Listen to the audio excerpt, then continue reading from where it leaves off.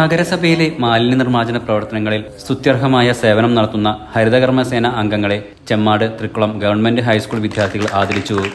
മാലിന്യ നിർമ്മാർജ്ജന പ്രവർത്തനങ്ങൾ നേരിട്ട് കാണുന്നതിനായി തിരൂരങ്ങാടി നഗരസഭയുടെ വെഞ്ചായിലുള്ള MCF കേന്ദ്രം സന്ദർശിച്ച് പ്രവർത്തനങ്ങൾ നേരിട്ട് മനസ്സിലാക്കി.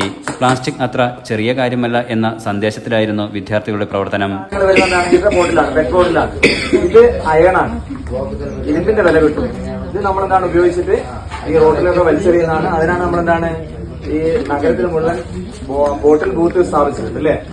നമ്മള് വലിച്ചെറിയരുതെന്ന് പറയാം. മുനിസിപ്പാലിറ്റി ചെയർമാൻ KP മുഹമ്മദ് കുട്ടി ഉദ്ഘാടനം ചെയ്തു. ആരോഗ്യ സ്ഥിരം സമിതി അധ്യക്ഷൻ CP ഇസ്മായിൽ മുഖ്യപ്രഭാഷണം നടത്തി.